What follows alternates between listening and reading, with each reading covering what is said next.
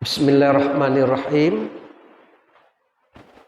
Assalamualaikum warahmatullahi wabarakatuh. Alhamdulillahi rabbil alamin. Wassalatu wassalamu ala asyrafil anbiya'i wal mursalin wa ala alihi wa sahbihi ajma'in, amma ba'du. Bapak Ibu sekalian, mari kita awali pengajian kita ini dengan membaca basmalah. Bismillahirrahmanirrahim. Bapak Ibu sekalian, jumlah kita ini tidak banyak ini. Tidak sampai satu lokal nih. 1, 2, 3, 4, 5, 6, 7, 8, 9. 15 orang. Ini sama dengan kursus singkat. Jadi mungkin jemaah-jemaah kita punya kesibukan lain, ya. Punya kesibukan di tempat lain, maka pengajian ini tetap kita laksanakan. Mudah-mudahan di pertemuan-pertemuan berikutnya, ya, di pertemuan-pertemuan berikutnya jumlah kita ini bisa semakin bertambah. Amin ya rabbal amin. Tetapi kita yang ada ini jangan sampai hilang semangat pula. Bapak sekalian, sekarang ini kita berada di bulan Zulhijjah. Di bulan Zulhijjah, di mana dalam bulan Zulhijjah ini ada kewajiban untuk melaksanakan ibadah haji bagi yang sanggup melaksanakannya. Ada ibadah haji. Kalau kita di Indonesia, tahapan ibadah haji itu beberapa tahap, ya. Satu disebut dengan CJH. CJH, calon jemaah haji. Jangankan jadi pergi haji, jadi jemaah saja baru calon. Karena boleh jadi Bapak Ibu sudah mendaftar ke bank, dapat nomor porsi, tapi belum bisa diberangkatkan. Maka jadi jemaah itu baru calon saja. Jadi di antara kita ini banyak yang menjadi calon jemaah haji. Daftar 25 juta di bank, kemudian daftarkan ke Kemenak, dapat porsi. Itu namanya jadi calon jemaah haji. Nah, berapa lamanya orang menjadi calon jemaah haji ini? Ada yang 15 tahun, ada yang 20 tahun, ya. Jauh nih calon jemaah haji. Ya.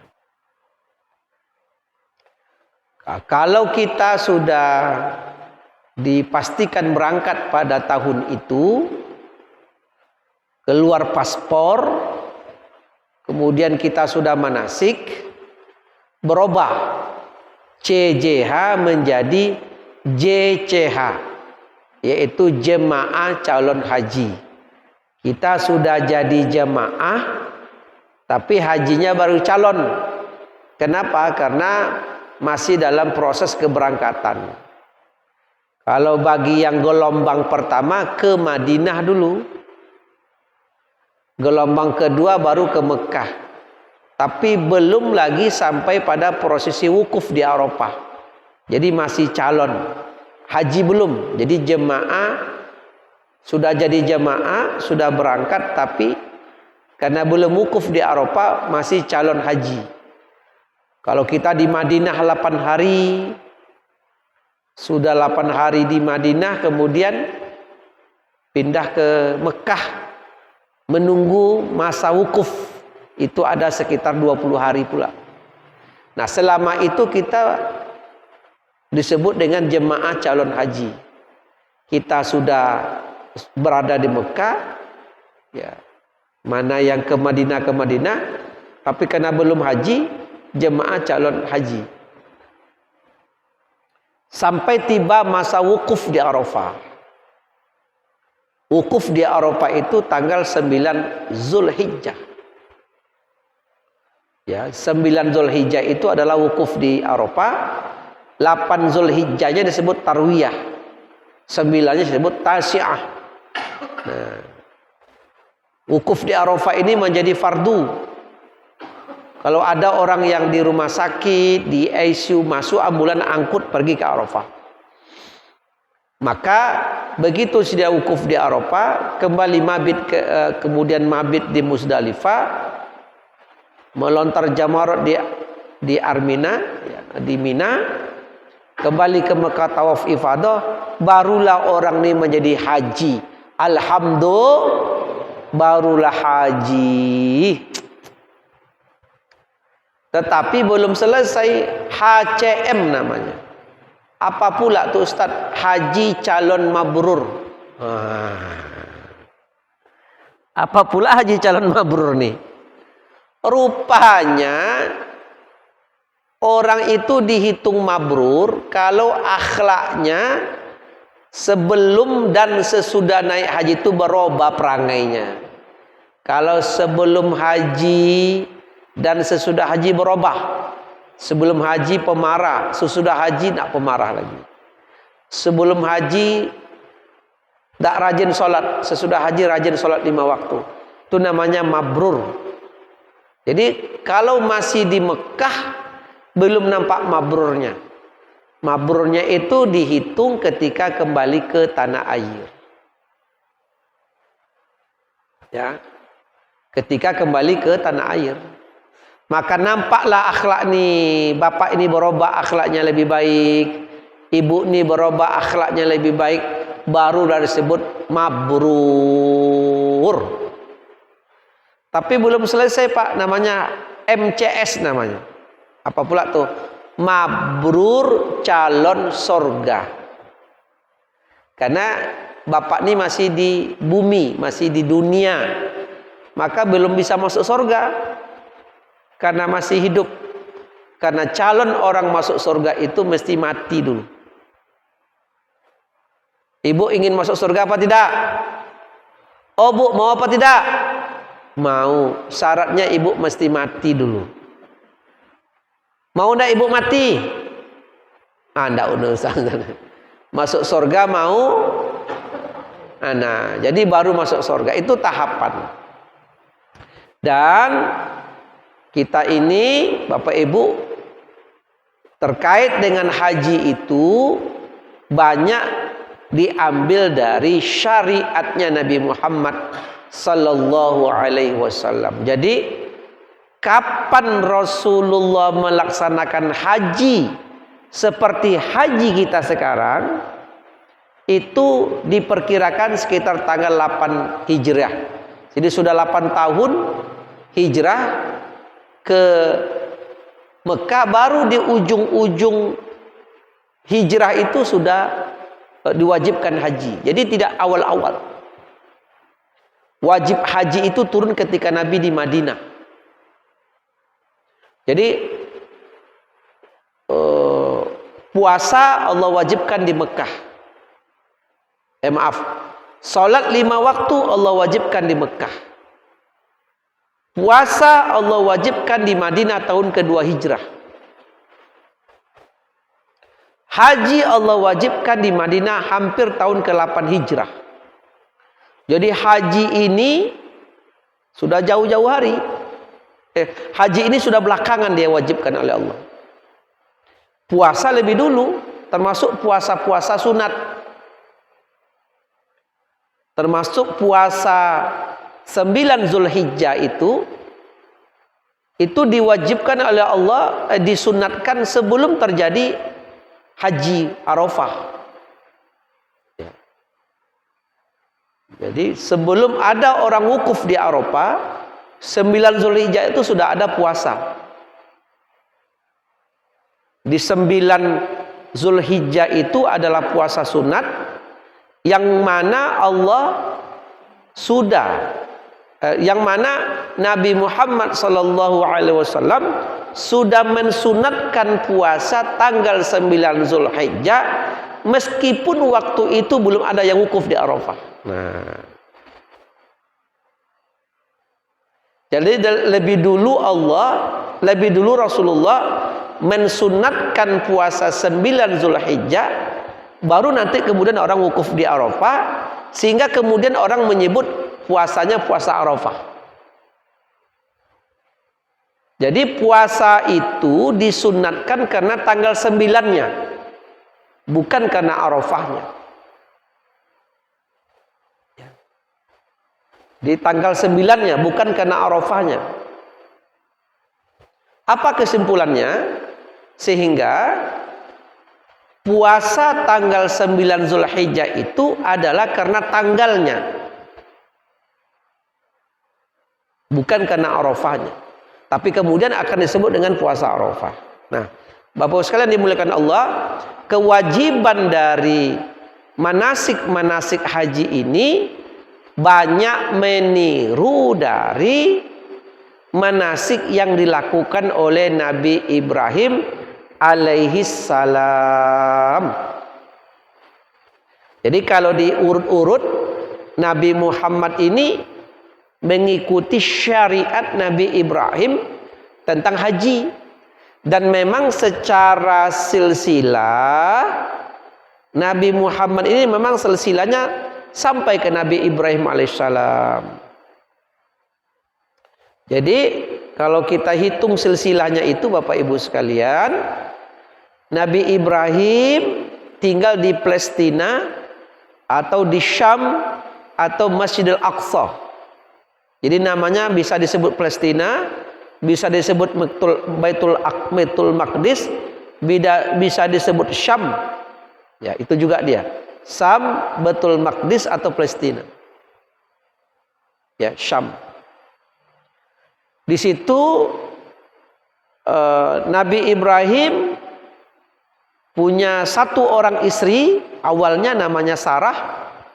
Nabi Ibrahim umurnya 100 tahun hampir, Sarah umurnya 90 tahun, tapi tidak memiliki anak,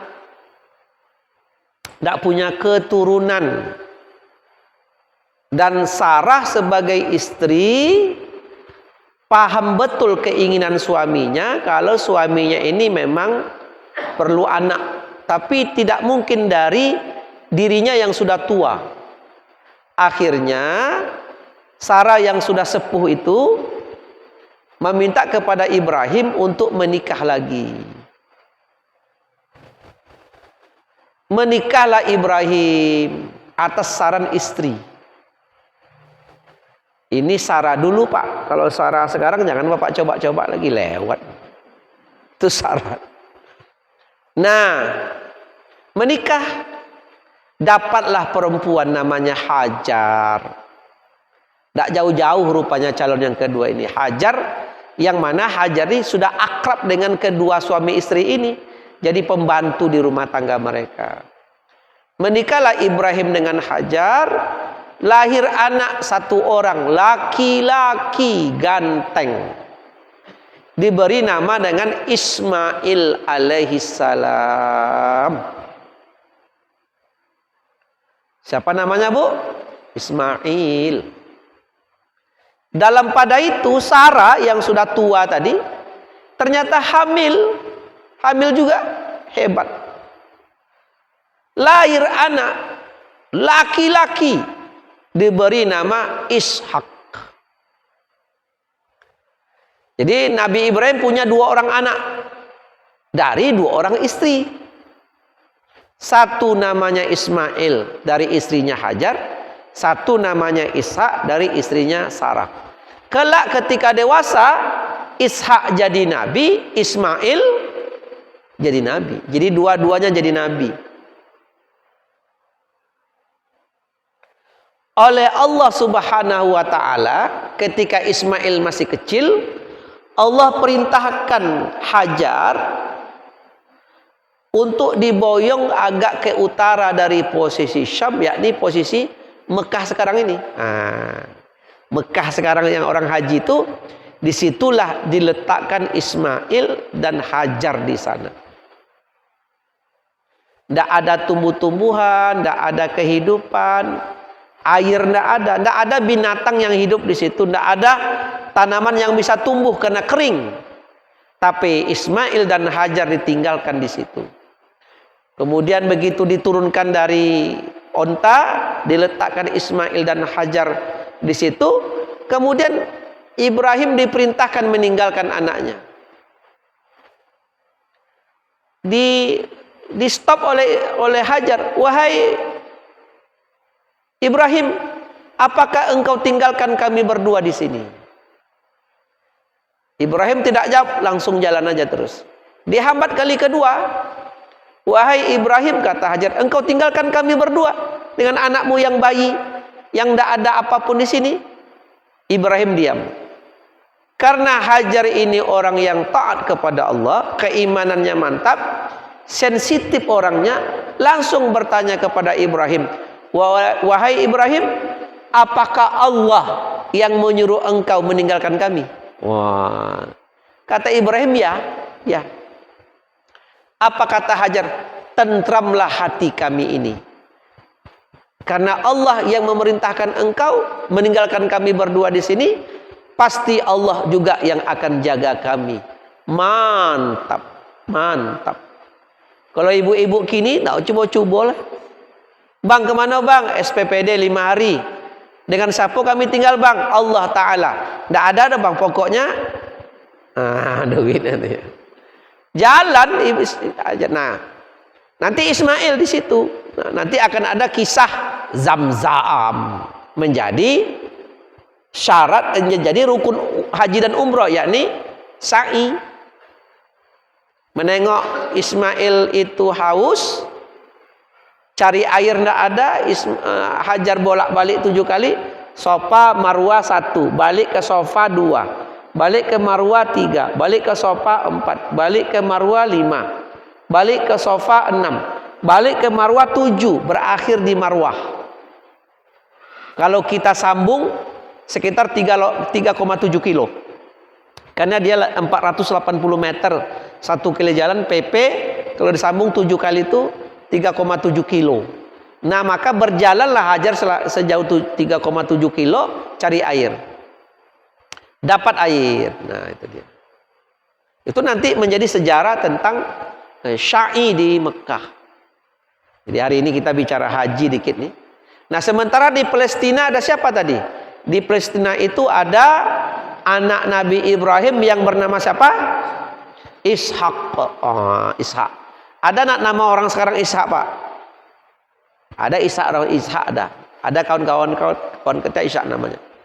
Kala Ishak ketika dewasa, kita tinggalkan dulu Ismail di Mekah. Di Syam tadi, di Palestina tadi. Kala ketika Ishak dewasa, punya istri dia, berkeluarga Ishak. Ketika Ishak berkeluarga, punya 3 orang anak. Siapa nama anaknya? Al-Laits, Yahuza, dan Yakub alaihissalam. Dari 3 orang anak Ishak, cuman Yakub yang jadi nabi, 2-nya tidak. Tapi nanti dari 3 orang anak Ishak ini, Al-Laits, Yahuza, Yakub, turun nanti nabi-nabi Allah dari sana. Dari silsilah Al-Laits, anak Ishak yang pertama, turun 2 orang nabi, yakni Ayub dan Zulkifli. Dari silsilah Yahuza, anak Ishak yang kedua, turun nanti dari silsilah Yahuza ini 5 orang nabi. Siapa mereka? Nabi Daud, Nabi Sulaiman, Nabi Zakaria, Nabi Yahya, Nabi Isa alaihissalam. Wah, siapa nama anak Ishak yang ketiga? Yakub. Dari Yakub turun nanti 6 orang nabi dari sana, silsilah Yakub. Kenapa sih Pak? Yang turun langsung Yusuf.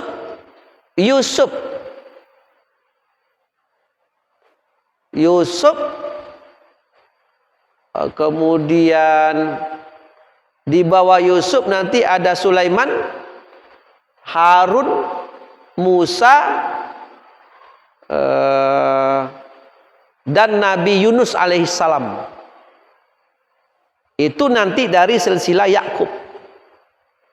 Ternyata keturunan Nabi Ibrahim yang anaknya Ishak tadi di Syam, sekarang itu Mesir, Yordania, Palestina, itu pintu masuk ke Syam. Dari anak Nabi Ibrahim yang bernama Ishak, ternyata dari sana turun nabi-nabi Allah yang banyak. Daud, Sulaiman, Zakaria, Yahya, Isa, Harun, Yusuf, Musa, Ilyas. Dan itu dari Ishak. Banyak tuh keturunannya tuh dari Ishak itu. Dan semuanya jadi nabi-nabi. Siapa yang terakhir silsilah dari Ishak? Keturunan Ibrahim dari Ishak yang jadi nabi terakhir itu Nabi Isa alaihis salam. Nabi Isa itu terakhir itu. Sudah Nabi Isa wafat, stop. Yang dari Ishak. Sementara di Mekah tadi ada Nabi Ismail. Kelak ketika Ismail dewasa, ya, ketika Ismail dewasa menikah, ya. Terus Pak, dengan siapa Ismail menikah? Kan tidak ada orang di Mekah tuh, cuman berdua beranak aja. Hajar satu, Ismail satu.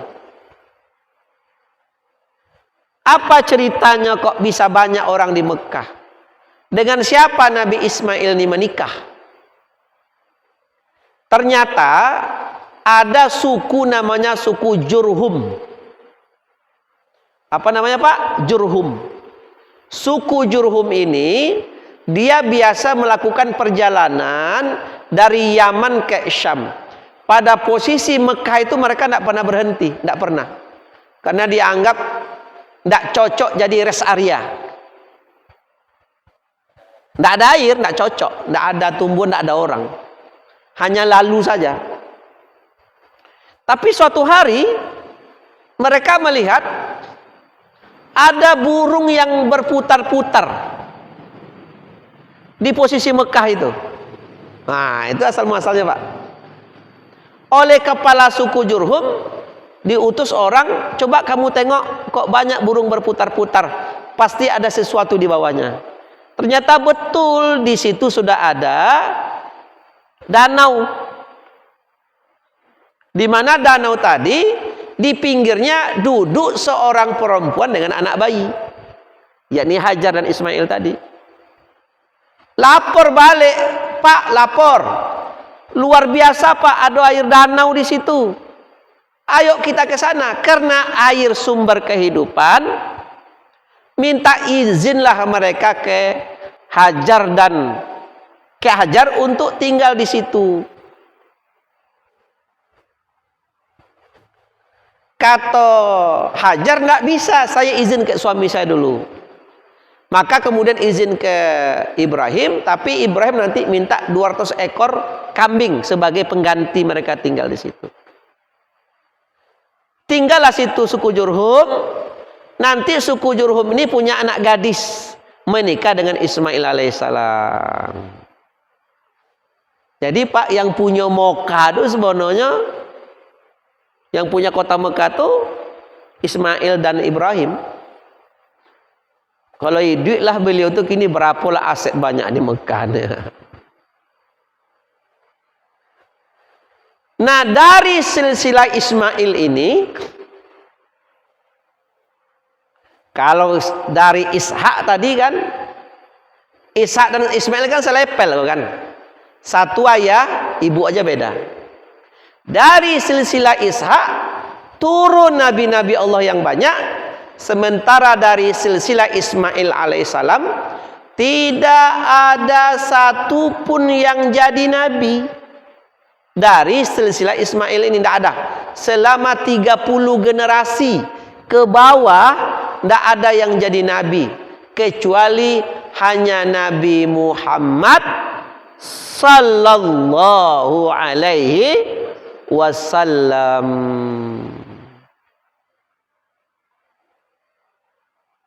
Beda kalau Ishak, keturunannya rata-rata jadi nabi. Ismail tidak ada keturunannya jadi nabi. Jadi kalau kita hitung Ibrahim Muhammad bin Abdullah bin Abdul Muttalib bin Manab bin Hashim bin Ka'ab bin Lu'ay bin Malik bin Nadar, kan gitu, bin Salso bin Ya'jub bin Ya'rub bin Ismail bin Ibrahim alaihissalam. Itu orang Arab punya kelebihan hafal bin. Hebat dia. Beda dengan kita. Nama saya Erman. Nama ayah saya Abdul Ghani. Nama ayah Abdul Ghani itu Malin. Nama ayah Malin tak tahu lah. Apalah? Nama apa siapa? Nama apa siapa? Saprijon. Nama ayah Bakhtiar. Nama ayah Bakhtiar? Tak tahu lah. Siapa? Awak lo Pak hafal di awak nama ayah dari atu awak tu dah hebat tu. Ada yang berani angkat tangan? Jadi itu kalau orang Arab itu kelebihannya bin sampai bin Ismail bin Ibrahim alaihissalam. Nah, adapun prosesi haji itu banyak terjadi ketika zaman Ismail dan Ibrahim. Di antaranya tentang tawaf itu dari Ibrahim. Sya'i itu berangkat dari Hajar dan Ismail. Tentang menyembelih hewan korban itu dari Nabi Ibrahim dan Ismail. Ibrahim mengatakan, ya bunayya, hai anakku, inni arafil manam, sesungguhnya dalam tidur aku bermimpi anni azbahuka, aku akan menyembelihmu. Fanzur maza tara, apa pendapatmu nak? Jawab oleh anak, ya abati, hai ayahku, if'al, lakukanlah. Lakukan. Jadi sembelih. Maksudnya begini. Maksud dari Allah menyuruh Ibrahim menyembelih Ismail itu bukan perkara yang tidak dihitung, bukan asal-asal. Sebenarnya dalam tafsir, maksud dari Allah meminta Ismail untuk disembelih itu, selama ini sebelum ada Ismail itu memang Nabi Ibrahim disebut dengan Khalilullah, orang yang paling ikhlas beribadah hanya karena Allah. Full 100% cintanya kepada Allah. Nah, itu luar biasa. Kalau Nabi Ibrahim, kalau dibaca sejarah kecil, bagaimana ia menganggap matahari sebagai Tuhan. Ketika matahari tenggelam, Tuhan tidak boleh tenggelamkan, begitu dalam sejarah. Nah, full kepada Allah. Begitu Ibrahim alaihissalam, Nabi Ibrahim punya anak, Allah ingin uji mana cinta Ibrahim itu lebih kuat ke saya atau ke anak. Diujilah Nabi Ibrahim alaihissalam. Allah minta Ibrahim berkorban. Kalau kau memang cinta kepadaku, aku minta anak laki-lakimu sembelih. Ibrahim tidak panjang cerita. Nanti begitu dia akan malamnya dapat perintah besoknya disembelih, akan ada nanti lontar jumrah Aqabah ula dan wusta. Karena nanti begitu diganggu oleh iblis, kemudian Ibrahim melempar iblis 7 kali. Diganggu Hajar, Hajar melempar 7 kali. Diganggu Ismail, Ismail melempar 7 kali. Ini nanti menjadi Jamarot di Mina. Itu dia. Begitu disembelih, Ibrahim lulus.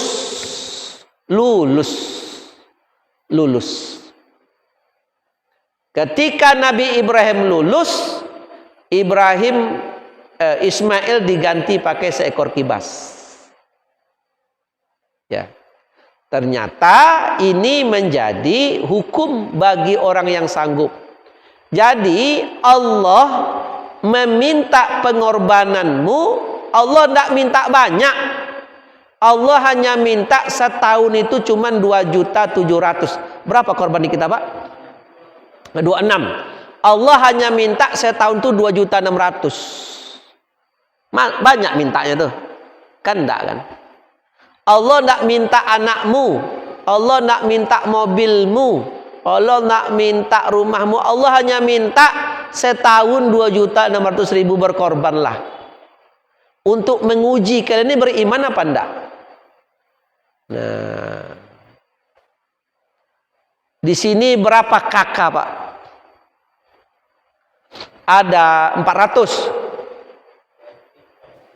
300. 2 RT 300. 300 orang kakak. 300 kakak ya. Rata-rata korban berapa ekor setahun? Ada 10. 9. Katakan 10 lah dulu. 10 kali 7 berapa? 70 orang. Kakak ada 300. Berarti berapa persen cuman? Cuman 30%. 15% yang hanya berkorban. 15%. Banyak apa sedikit, Pak? Sedikit sebenarnya. Di tempat saya alhamdulillah kakak tuh cuman 43. Korban 4 ekor. 4 kali 7 28. Cuman sekitar berarti hampir 60% korban.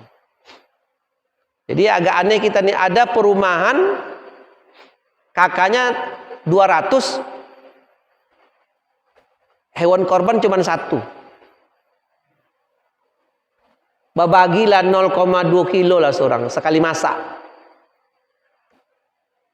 Ada perumahan tipe 70, kerbau kakaknya cuma 50, kerbau korbannya 5. Itu mau satu orang dapat 2,5 kilo.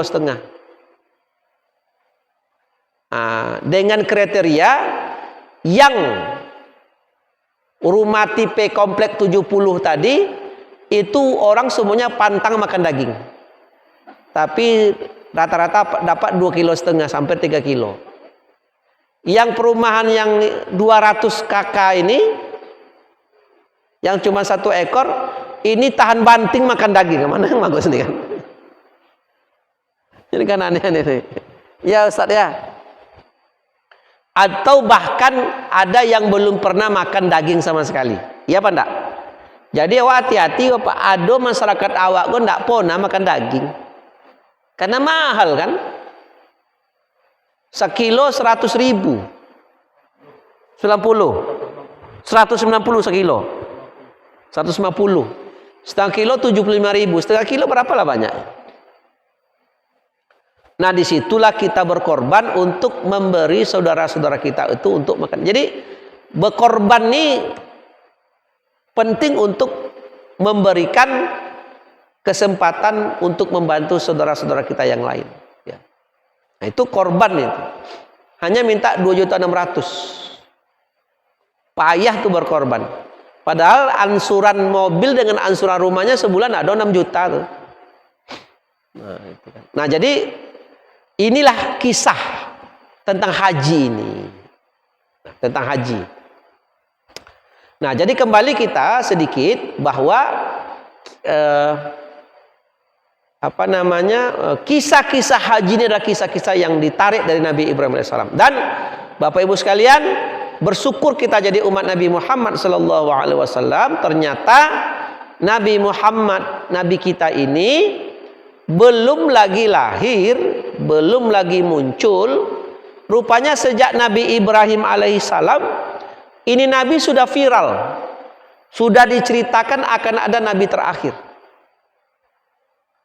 Di zaman Nabi Ibrahim sendiri, zaman Nabi Musa, Harun, Ilyas, termasuk Nabi Isa terakhir di kitab Injil, ada pembicaraan Nabi terakhir, Nabi Muhammad SAW, berikut dengan kemuliaan-kemuliaannya. Apa di antara kemuliaan Nabi Muhammad ini? Tidak akan dibuka kunci sorga kalau Nabi belum masuk ke dalamnya. Dan kita nanti akan dapatkan kemuliaan seiring dengan mulianya Nabi Muhammad. Walaupun kita ini umat di ujung tahun, di ujung zaman ya, kita ini terakhir, tapi besok ketika hisab di padang mahsyar, kita akan didahulukan melampaui dari nabi-nabi yang lain karena kita ikut Nabi Muhammad. Kita awal. Jadi insya Allah hisabnya awal, bagi yang masuk surga awal masuk surganya, bagi yang sampaikanlah ke ujung tentu awal juga masuknya neraka.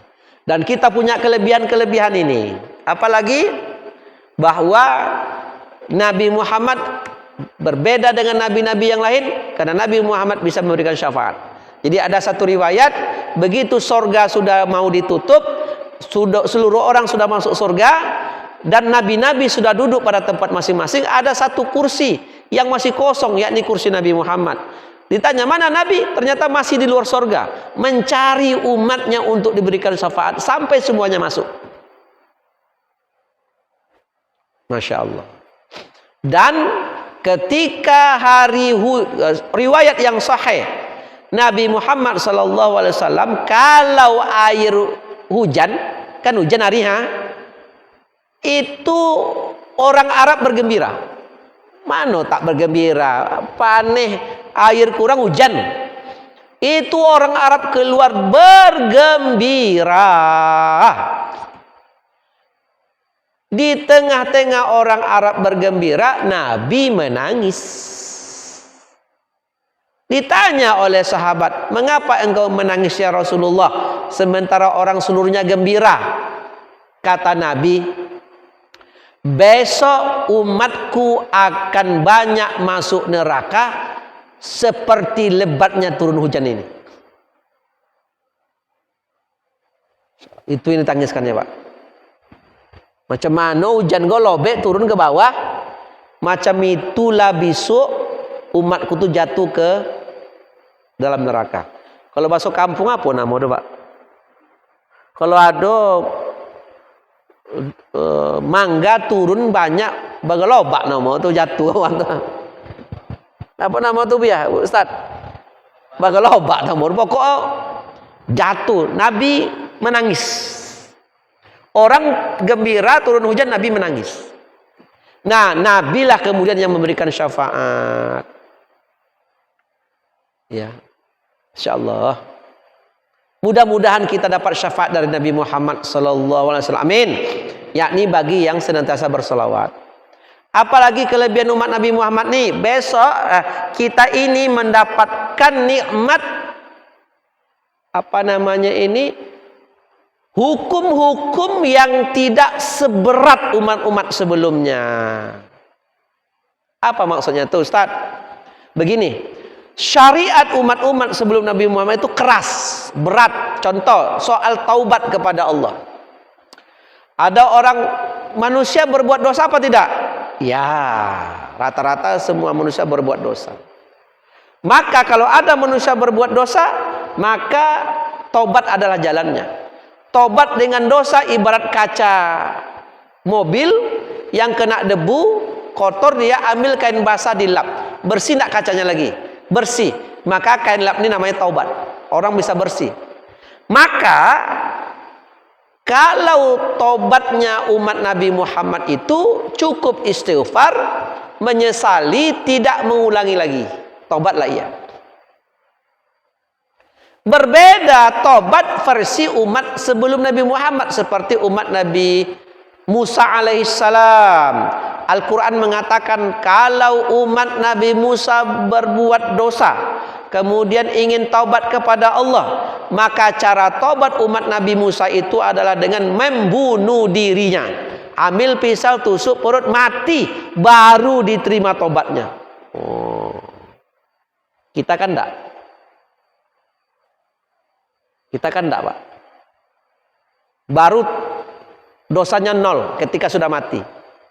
Andaikan taubat versi umat Nabi Musa dipasang untuk umat Nabi Muhammad sallallahu alaihi wasallam, ya Allah Bu, mana Ustadz Erman lah sebulan tak tiba-tiba lah taubatnya, rupanya lah mati pula cie.